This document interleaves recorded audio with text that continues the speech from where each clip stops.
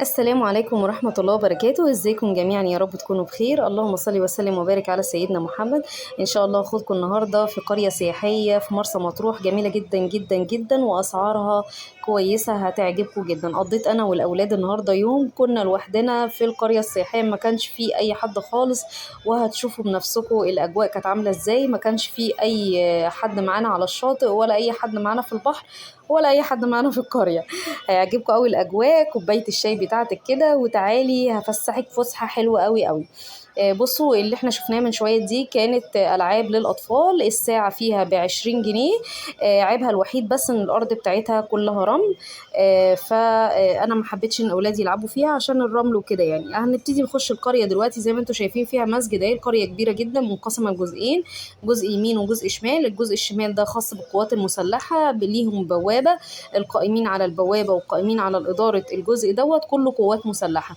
أما البوابة اللي قبلها على طول وبرضه بتطل في نفس القرية، اللي ماسكها مدنيين والقائمين عليها مدنيين. طب أنا دخلت تبع القوات المسلحة لأني بحب كل الشواطئ وكل القرى اللي تبع القوات المسلحة.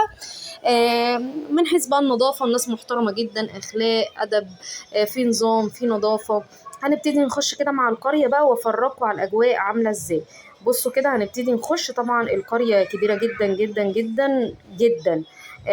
انا لدرجة من كتر ما انا ماشية فيها تعبت من كتر الشمس.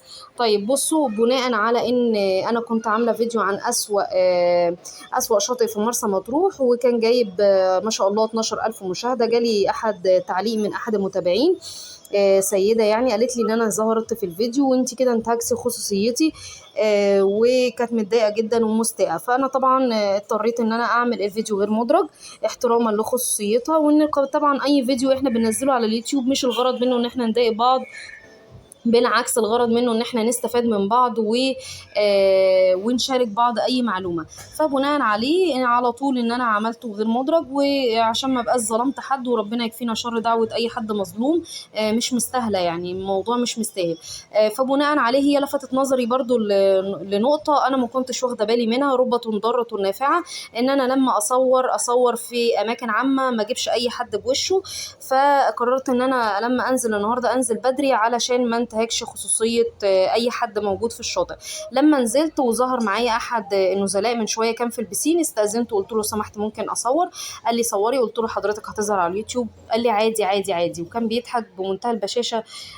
جدا راجل في قمه الذوق والاخلاق والادب والاحترام. حتى العسكري اللي كان واقف بينظف في البسين استاذنته، برضو عسكري.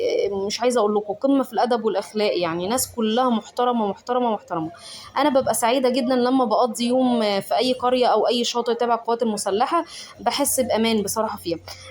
حتى انا لما بخش اي شاطئ يعني بحب انتشر بقى، اتعرف على العساكر والضباط واعمل علاقاتي بقى. انا من صغري كده احب اتحط في مكان هتلاقيني انتشرت على طول وعملت علاقات. فطالما الناس محترمه واخلاق وموثوق فيها، ليه لا؟ فما فيش مشكله. فالمهم بدات اندمج وتعرفت على ناس كتير، وهتلاقوا الاولاد حتى متصورين مع الكابتن الخاص بجيت سكي، راجل برضو ذوق جدا وادب واحترام. الجيت سكي الربع ساعه ب 400 جنيه.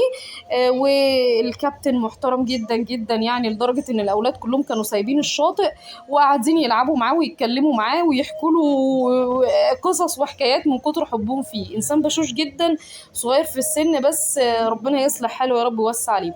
حتى المساعد بتاعه اللي اسمه ساجد ده برضو عرباوي وقمة في الأخلاق والأدب، ربنا يخليه لأهله. المهم بصوا بقى الشاطئ، بصوا فاضي ازاي، فاضي جدا. في ملاحظات بقى. بصوا اول حاجه الشمسيه حجمها كبير، المسافات ما بين الشمسيه والشمسيه كبيره جدا. مفيش بقى نظام يا باشا انا نصبت لك الشمسيه اديني تبس يا باشا، والجو اللي هو الشعبي ده مفيش منه خالص. ناس محترمه، ناس شياكه، ناس شيكه وانيقه على راي الاغنيه. فانت بتتعاملي بحقك وحقي. بصوا الشاطئ فاضي ازاي، القريه كلها كانت ملكانه. البحر مليان سمك، مليان سمك بوري ومليان سمك بطاطا. بصوا الاولاد نازلين بحر، اولا عمق البحر مناسب جدا للاطفال، امان جدا جدا. لو دخلتي لحد جوه مفيش عمق خالص، كله هتفضلي واقفه نص البحر وانتي واقفه على رجلك. فهو امان جدا. في غطاسين طبعا موجودين على الشاطئ برضو، امان للاولاد. فالدنيا هتعجبك قوي.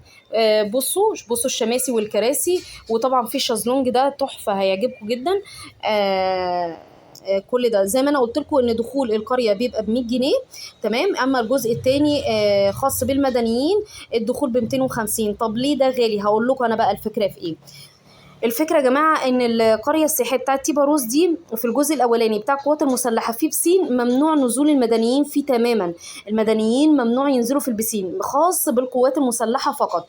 طيب انا دلوقتي نزلت قرية تيبا روز وحابة ان انا انزل بسين، ايه الحل؟ هتروحي الجزء التاني من القرية، تمام، اللي هو ماسكه المدنيين. وهتدفعي التيكت من البوابة بتاعتهم، مش من البوابة دي، من البوابة بتاعتهم. 250 هتبقى خاصة بالشاطئ وهتبقى خاصة بالبسين، يعني تقدري تقعدي في الجزئين. اما تيبا روز هتدفعي 100 جنيه وهتقعدي في الشاطئ فقط، ليس لك الأحقية في نزول البسين. تمام. ده نظامهم هم، يعني هم شايفين ان هو كده نظام مناسبهم. تمام، مفيش مشكله، وطالما محققين الرغبات للمدنيين والقوات المسلحه مفيش اي عيب في ده. وحجم البسين للمدنيين هو نفس حجم البسين بتاع القوات المسلحه، وهتشوفوا ده في الفيديوهات بتاعتي. بصوا هنا بوريكم بقى الاجواء عامله ازاي. كانت القريه فاضيه خالص، عشان انا اتقيت الله وقلت انزل بدري واصور من غير ما حد اجرح خصوصيته. ربنا كرمني وفضلنا قاعدين في القرية لحد الساعة 1:30 كمان، من غير ما يبقى حد معانا خالص، واتبسطنا جدا جدا بالأجواء يعني. بصوا هنا بوريكم السمك حجمه كبير ما شاء الله، وده كده زي لسان هم عاملينه وتقدري تقعدي عليه. والقرية موعدها من الصبح من الساعة 7 لحد الساعة 8 مساء، وبيشغلوا أغاني وبيشغلوا دي جي. فالدنيا هتعجبك قوي قوي، وامان للاطفال. الحمامات يا جماعه، الحمامات قمه في النظافه. انا والله ما ببالغ، انتوا هتروحوا وتشوفوا بنفسكم. الحمام الاحواض فله، لدرجه ان الحمامات كلها ديورفايت، تمام، ونظافه، والباسكت نظيفه، والدبليو سي ذات نفسه نظيف، مفيش ميه في الارض. يعني انت لو داخله بلبس خروج وخايفه مثلا البنطلون او العبايه او الجيبه اللي انت لابساها تتبل، لا مفيش الكلام ده. الارض ناشفه، مجرد ما خروجك من الحمام القائمين من عمال النظافه دايركت بيقوموا داخلين على طول تنشيف تنظيف، تاكيد ان الدنيا تمام زي الفل. فناس محترمه جدا جدا، وناس بصوا ده الكابتن بتاع الجيت سكي، زي ما أنا قلت لكم ربع ساعه ب 400 جنيه، وانسان محترم جدا. الاولاد مش انا بس، مش اولاد انا بس، اولاد اللي كانوا كلهم في الشاطئ سابوا البحر والبسين وقعدوا يتكلموا معاه. انسان بشوش جدا يعني، بصراحه قمه في الادب. المهم ده الجيت سكي بتاعه. تمام. وانا بوريكم بقى دلوقتي الجزء الثاني من القرية السياحية الخاص بالمدنيين. داخلين بقى على البسين، احنا قعدنا شوية برضو في البسين الخاص بالمدنيين. زي ما أنا قلت لكم ممنوع النزول في البسين الاولاني اللي انا صورته، فنزلنا شوية في البسين الثاني. الاولاد طبعا شافوه اتجننوا. هوريكم بقى اولا المكان كله، القرية كلها متراقبة بالكاميرات، يعني طول ما انا ماشية في كاميرات في المكان. وده طبعا قمة الامان لاولادك وقمة الامان ليكي ولحاجتك ولخصوصيتك. يعني انا كنت بسيب الموبايلات بالفلوس بحاجتي وبتمشى من القريه دي للقريه دي، وبطلع الحمامات وبنزل فوق. انا طبعي كده احب انتشر في المكان، فكنت مطمنه جدا جدا. طبعا ده ما كانش بيحصل في الشواطئ التانية. الناس ذوق قوي يا جماعه، الناس ذوق قوي قوي قوي، ولو طلبتي منهم اي حاجه يساعدوكي. والظباط حتى المدنيين اللي ماسكين الجزء الثاني من القريه دول، يا جماعه انا عندي مشكله في التيكت، قاموا واتصلوا بالتليفونات، طب نرجع التيكت لان كنت عايزه اتنقل من الجزء ده للجزء ده. فمش عايزه اقول لكم بقى ناس يعني ما، ايه ده. انا اتفاجئت بمعاملتهم واتفاجئت بذوقهم وادبهم واخلاقهم. سابوا كل اللي في ايديهم ويعملوا تليفوناتهم عشان يقدروا ان هم يقعدوني في البسين. فانا بجد من الفيديو ده بشكرهم جدا، وبشكرهم على امانتهم واحترامهم ومعاملتهم للناس وعلى نظافه المكان. دي تيبا روز اهي يا جماعه. فين بقى تيبا روز؟ هقول لكم. تيبا روز على طريق كيلوباترا، بعد بورتو مطروح وبعد زيتون فيرجينيا. هنلاقيها على طول بعد شاطئ الشلال. بعد شاطئ الشلال سعر التيكت 100 جنيه، والبوابه اللي قبلها سعر التيكت 250 جنيه، شامل البسين وشامل الشاطئ. يا رب يكون الفيديو عجبكم واستمتعتوا بيه. ما تنسونيش من صالح دعواتكم، والسلام عليكم ورحمة الله وبركاته.